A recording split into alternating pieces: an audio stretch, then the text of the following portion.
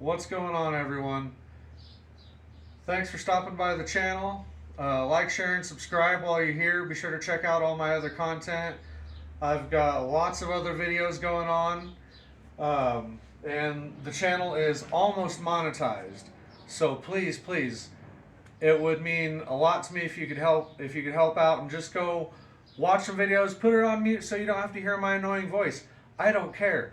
I'm just trying to be able to get monetized so that I can have a decent budget to build these cars. This El Camino probably first, and then my Blazer, and actually do something fun with them and show you guys the process along the way. So, to those just new tuning in, this is a 1965 El Camino that I traded for a 1940 truck cab and a couple of pairs of vintage rims, some Centerlines and Kragers. And all in all, I think I got the better trade.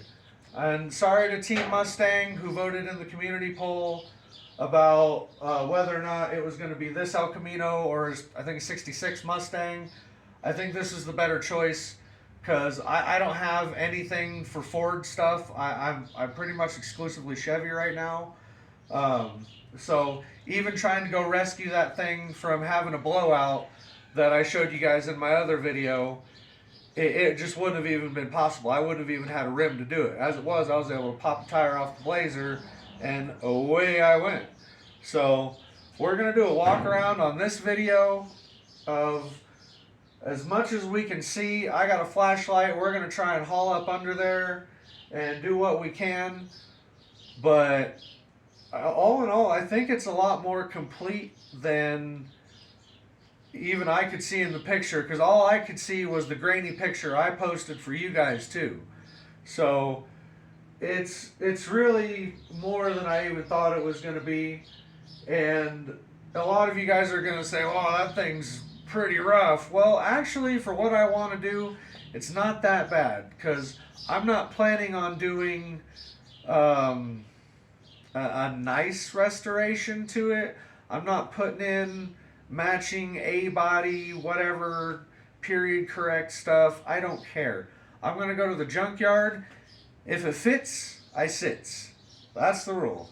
So, seats, headliner, possibly trim, I don't know. Whatever I have to make that I can do it cheaply and not have to pay,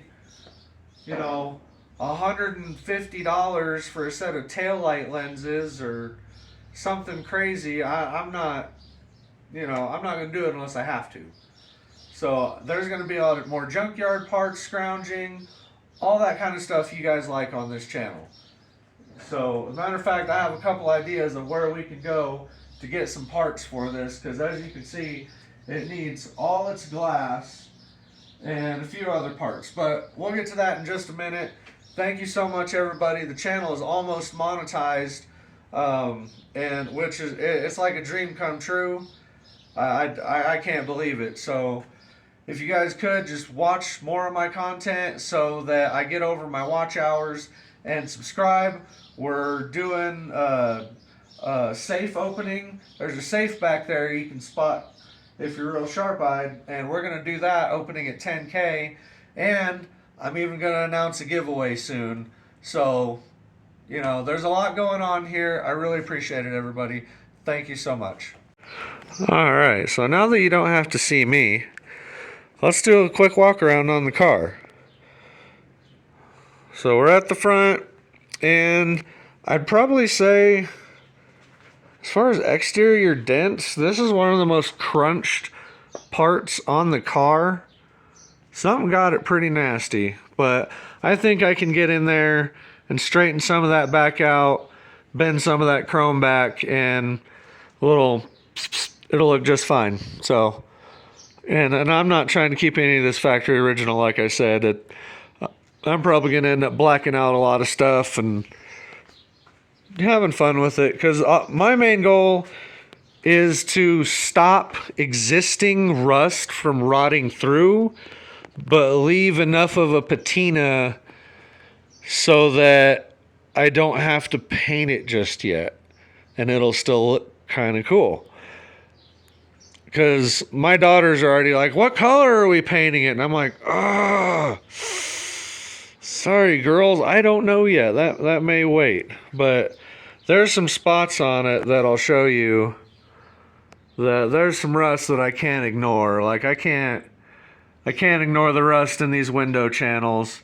Because it sat outside for a long time. So I can't even do the old Derek Bierry sniff test on it. All it kind of smells of now is fear of what I'm going to do to it. There's no interesting flavor combos. But you can see down the sides. I mean, for a car that probably sat outside in somebody's tow yard, it's got your standard, big dents and little dents and stuff like that. But a lot of that stuff, that can be popped out pretty easily. I'm not worried about that. I'm not worried about that at all. When we go here, let's check inside. See, it's a little rough, but I think with some WD-40 and the mechanisms and hinges, that door will be smooth as heck. Like, not even joking. That door is gonna be smooth. Gonna be. Okay, moving on. And then the window, it still has all the window crank regulators and stuff. That side over there, we'll get over there here in a minute. It'll still go kind of up and down. I think this one, it's kind of frozen there from not being used for so long and all the broken glass and stuff. But it still has all the mechanisms in there. So this thing, I swear, it'll be fine. It'll be fine. You can come in here.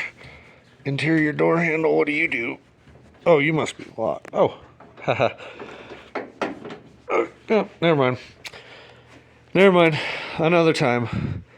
But I think with a little WD-40, all that'll just sort itself out pretty easily. And I'm gonna get in there and mess with it. Now, the back, I don't know if you can catch that on camera still, but watch this.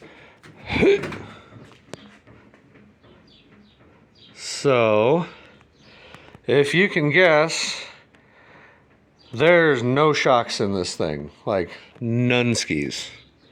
And we'll go into the undercarriage here in just a minute. I'm going to do a full walk around the outside and get in the front here in a minute.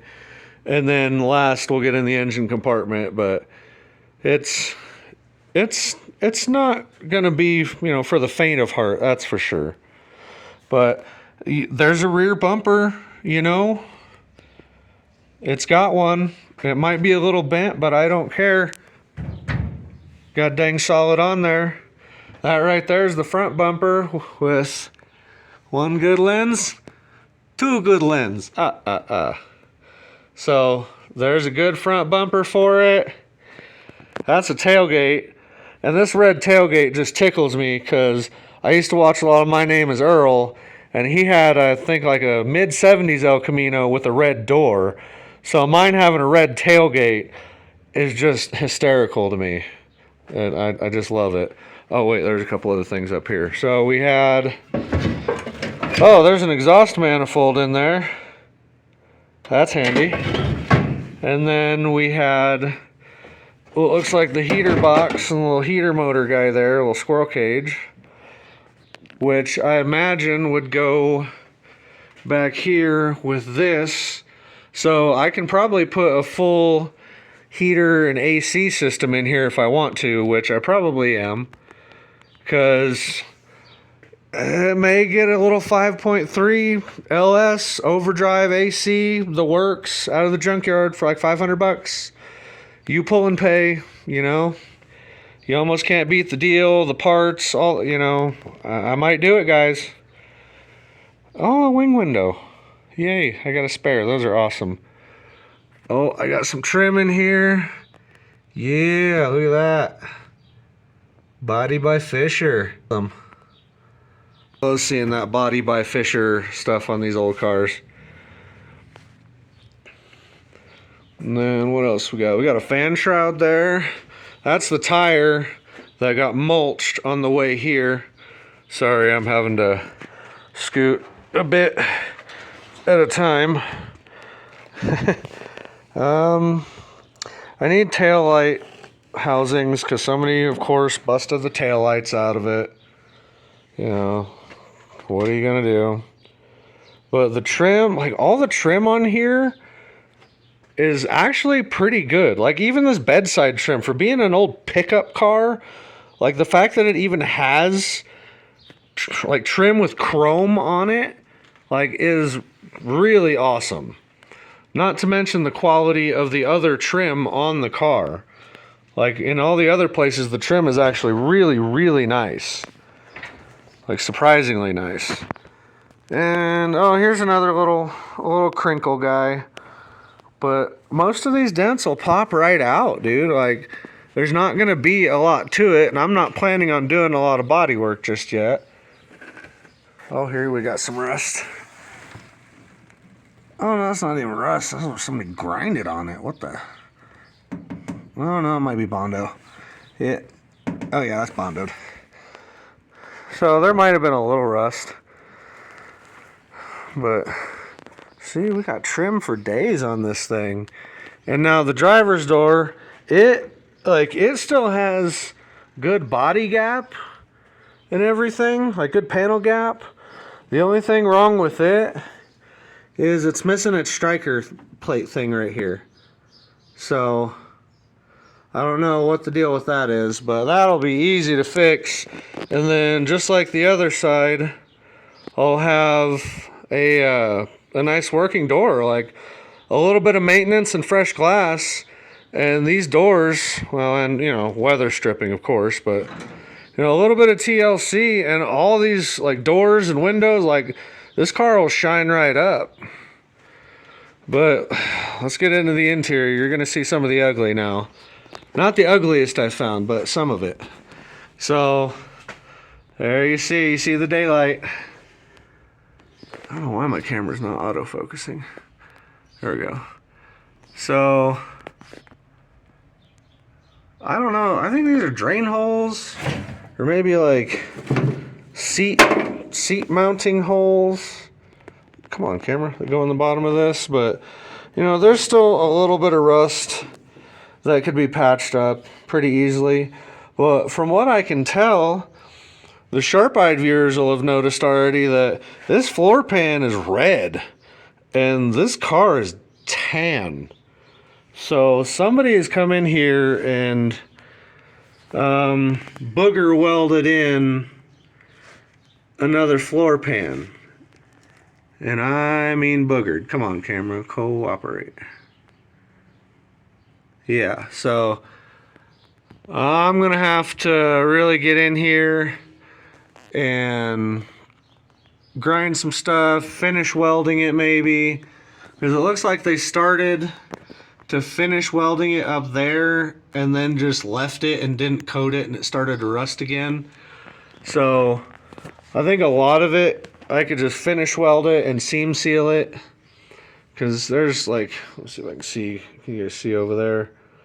Like there's little spots in there that they're just like nice little holes you could probably put a golf ball through. And the dash, it's actually not bad. Like for a steel dash, there's really not a lot of rust on it. There's some over on the glove box. And then if you come up top and around here, you'll find a little bit of rust right in there. But that's probably about the worst of the rust on top of the body.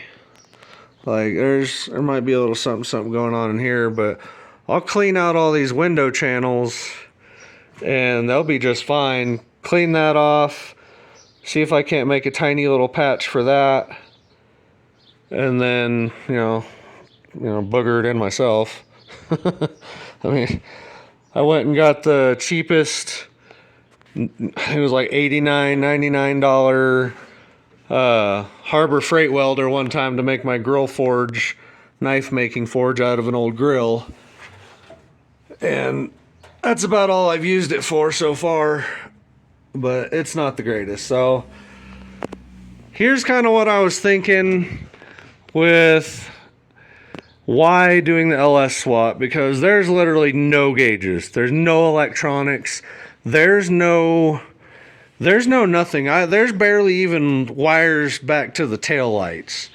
So what I'm thinking about doing is just getting a complete 5.3 LS transmission drop in from the junkyard, and the wiring harness and everything, and that'll give me all the electronics I need. I can eliminate what I don't need, and then I can run fresh wiring back to the tail lights and all the headlights. That way everything will have fresh wiring, and I'm not trying to jury rig a bunch of crap together, and I don't have to spend a ton on gauges. I can get like a little, you know, LEDs, or not LED, like a little, I can just get a little Amazon tablet and run it off of that, and those will be my gauges, and then maybe some controls for the AC. I don't know, but I don't need it to be super complex.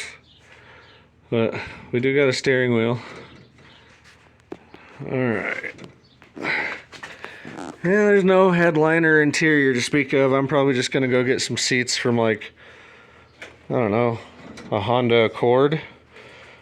Take the headrests off and put some seat covers on them, and it should be good. Oh, and that should be a grill that's brand new in the box. And those are some more wipers and trim.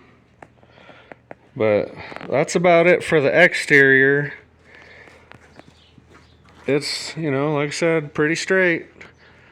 We've even still got a little rear view mirror here that also needs some WD-40.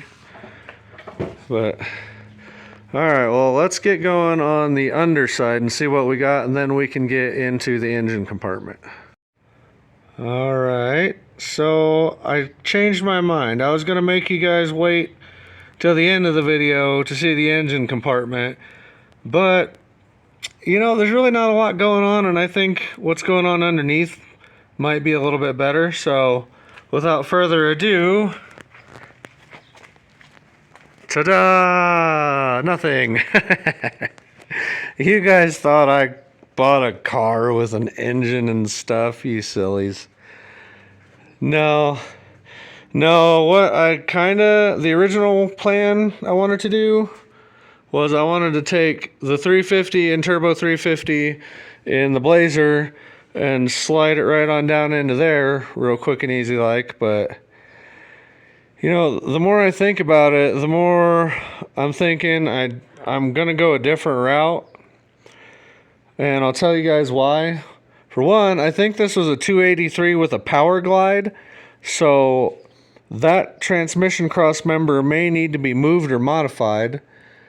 So it's not even just like a bolt-in affair like I want it to be. And a lot of the stuff that I'm going to have to buy to put that motor into here, I'm going to have to buy anyway if I do the LS swap. So I'm going to have to buy some new headers. I'm going to have to buy new motor mounts. I'm gonna have to, like, there's so, like, I'm gonna have to buy a new oil pan. I'm gonna have to buy this, that, and the other. There's so many new parts that I'm gonna have to buy that it makes sense that why not just buy all that in LS parts and scrounge as much from a junkyard as I can, because you can get a 5.3 and a 4L60 from just about any junkyard, slap it in, and you're good to go. I mean, it's a little bit more electronics, yeah, but you know, that's not a huge deal in today's day and age. I mean, there's so many people on YouTube right now doing this stuff that you could have a walkthrough to literally rebuild this entire car from the ground up with an LS swap just by watching all the different people's videos and step-by-step how-tos of how to do it. So it doesn't make sense not to do it. Like, there's no point in not doing it.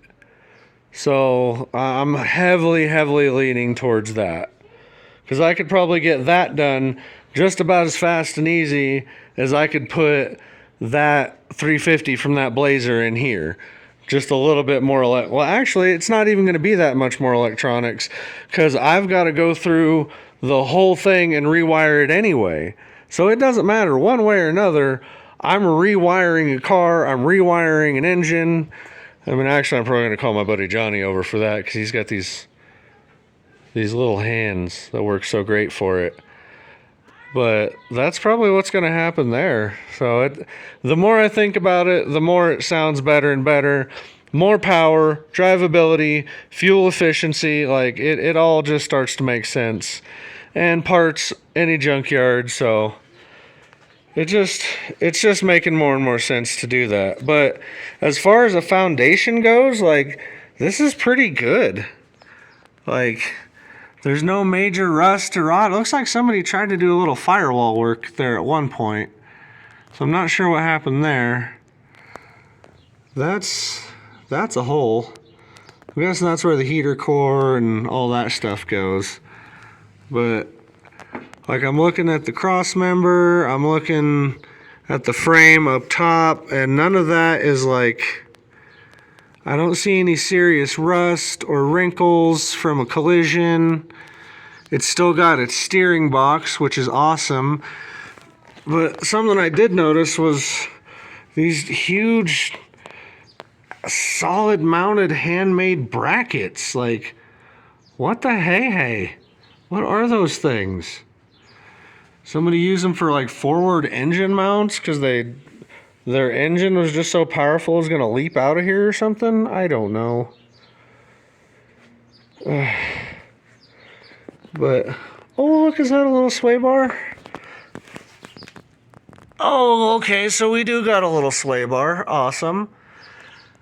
The frame rails, that one looks stock, but I'm not sure about that cutout. On the other hand, this one has a hole. Let me show you the hole. This frame rail's got a big hole blasted in it down here. But I don't think that should do anything concerning. But you can see all the bushings. It needs all new bushings. The whole suspension needs to be rebuilt, which I'd rather just do that with some polyurethane bushings anyway. It looks like somebody really tried to come in here and do some stuff. Probably the same guys who probably tried to put the floor pan in by the looks of the welds. There's some kind of nest. I probably shouldn't touch that with my bare hands. But plenty of good stuff. Oh, is that a master cylinder? Hey, I think that might be a master cylinder. Nice. So we might be able to do brakes. Yeah, kiddo. Alright, so pretty bare bones engine compartment, but I think it'll look real nice with a little 5.3 slid in there. Maybe even a 6.0 if I can find one and have good fortune. And everything, like, it looks pretty good. Other than being a little old and crusty, it all looks real good. Bump stop, sway bar, everything's there. So I think once I get everything cleaned up, new bushings, all that stuff in, you know, I may not even mess with the ride height. Ouch. Oops, sorry, bumped my head. But yeah, like I was saying, the ride height is pretty good on it. You know, if I did anything, it would get like a 2-inch lower at most. You know, but I want to put some nice quality shocks under there. The springs are probably still good. I'll just clean them up a little bit. But yeah, some really nice quality shocks, new bushings, probably polyurethane to stiffen everything up real good. Might put in a new steering box. I think I might be able to use like a ZQ8 steering box from a ZQ8 package Chevy S10, but we'll see about that. I haven't narrowed down all my suspension options, but the goal is to do this with as many cheap factory parts as I can so that if I need to go to a junkyard and find a part, I can do that. Especially for engine, transmission, suspension, all of that. So now you guys have seen the engine compartment and the front suspension and all that. Let's start going to the rear. Alright, so now that we're under here, it looks like we've just got the stock, what is it, 10 bolt rear end, I'm guessing, for this thing. I mean, it doesn't look like they've done anything major to it. All the chassis connecting points look, you know, pretty okay, minus the need of new bushings, and the frame probably also holding some more nestage. But all in all, I'm happy with the frame so far. Like, you don't see anything major other than it needs like really blasted out, because that will cause some internal rot. But there's not a lot right now. This area under here is where those hacked floor pans are, so that's why you can kind of see daylight. But there's the worst of the rot that I found so far. So that's just rear of the cab. So whatever that little tray area is right there, it is effed. Like effed hard. Luckily, I don't care. I'll come in here and I'll make me some boxes out of some general sheet metal that I probably have laying around somewhere, and box it all back in and basically just stop the rust. That's my main goal. I want to come in here, grind on that, trim all that, get off all the cancerous rusty stuff, and put back something to at least give it some structure, even if it's not like, you know, OEM, because that's pretty bad. Hey, we still got a muffler. I mean, I probably won't use it, but we got it. So I kind of like the suspension design for back here. It basically already has traction bars on it, like an S10 guy would need from the factory to put on his, or like an S10 guy would need to put on a factory rear. That reminds me of those like traction bars, anti-hop bars that they put on. That's basically a panhard bar. So I kind of like this rear end setup, you know. So I may just try and beef the hell out of that and put some new axles in it or something and see what we got there. Matter of fact, we might go on the backside and see if we can't find some sort of tag or something here in just a second. But I wanted to show you guys that first, because that's probably the worst of the rot I found so far.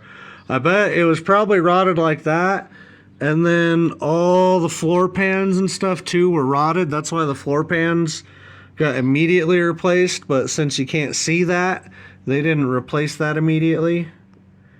But all in all, otherwise it's pretty solid. I mean, for as much rot was under here, the frame, I'm guessing it was just because it was sitting outside and water would pool in here, and probably in the bed too, and that all just rusted out. But the frame, all the cross members that I can see, shoot, even the brake lines that I see, they aren't even like, I might even be able to reuse some of those brake lines. That's insane. Like, this car is in really, really good condition for what I traded for. Like, I'm so super grateful. Vaughn, if you ever see this video, like, thank you, man. I really appreciate it. He was a nice gentleman who lived in Kansas City. Oh, and I'm sure you sharp-eyed fellows have noticed that. Let's go around back. Okay, so there is a little bit more ugly back here. Meaning, well, there's no shocks. As in, there's no shock mounts. Like they broke off or something.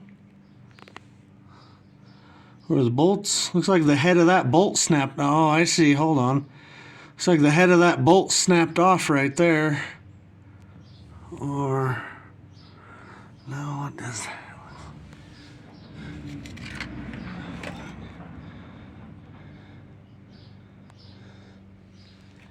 The fuck? Where did those even attach?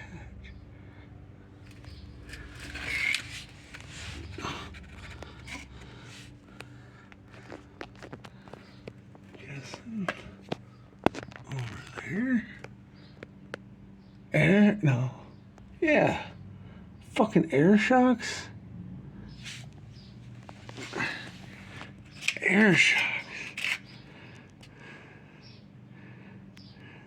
Air shocks. Wow.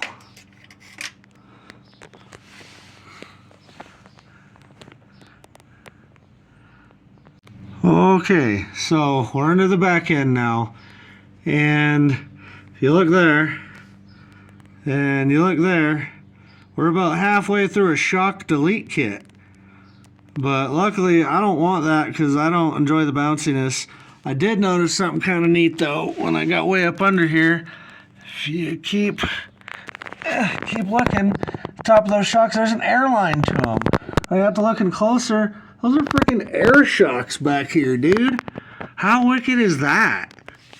So I'm probably not going to put the air shocks back on, though that is pretty cool. But I am going to have to figure out, like, I'm going to have to remount new shocks. I can't tell if those things are just, I think they're just snapped off, honestly. So probably just going to have to weld them back on somehow, I guess. Either that or the bolts, I don't even know. I'm going to have to take the tires off and really inspect it. But either way, the shocks are halfway deleted. And I'm guessing in the same incident, that strap also got modified as well, because it's pretty messed up, but it still has a gas tank under here, so you know, I dig that. I'm gonna have to drop that and drain it and see what all I can do to that, and I can probably just modify that with an in-tank fuel injection pump. But man, just look at how, like, there's no major rot in the frame anywhere. This thing is solid, other than that little bit of rust in some of the sheet metal areas. But yeah, this thing is awesome. Whoops, sorry. I want to see my back garage wall. Yeah, this thing is pretty awesome. Oh, it's up in here. Oh yeah, I think that got bent a little bit because this is the tire that got blown. So I think that got bent back a little bit. There, now you can see it. But body mounts are a little crusty, but not terrible. So I'll just polyurethane bushing those too and call it all pretty good. But yeah, as far as this axle goes, I'll put new diff fluid in it, inspect it, see what it looks like, and if it needs a new posi center section, I'll work on that. Maybe throw in some fresh axles, but that's all looking pretty good up under here, you know. All right, well, let's go back up top, and I'll shoot the exit. Oh, and I need a dang drive shaft. That's what else. He didn't have a drive shaft that came with it, so when I find an El Camino in the junkyard, I'm gonna have to snag a drive shaft. So other than that, it's not bad.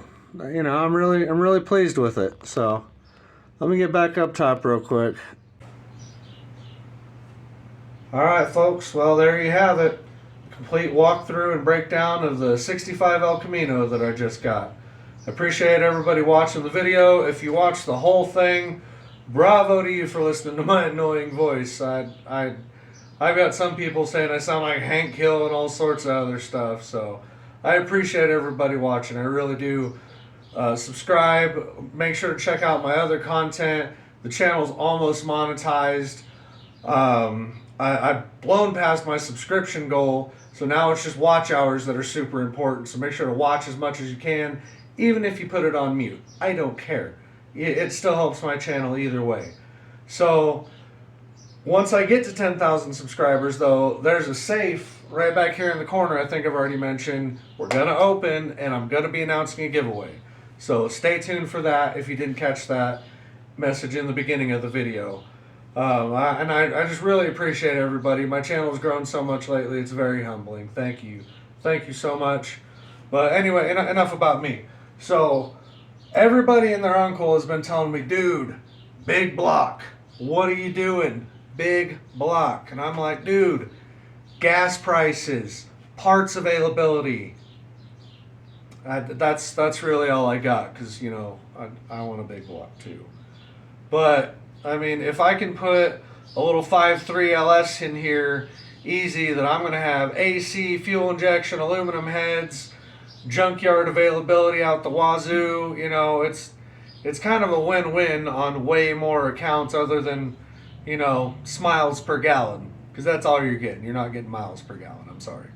I'm just sorry, big block guys. You don't. But they're awesome. So I'm kind of leaning towards like a 454, something like that. But again, I've got a 350 just sitting there that I freshen up the trans. It could potentially drop in really easy, or I could sell that, use it for the swap parts I need to put in the nice little LS motor and call it good. So there's a lot of options. I'll probably put out a community poll on it. That I really appreciate you guys voting in those, by the way, too. Thank you. So that's about it for today. Thanks. Love y'all.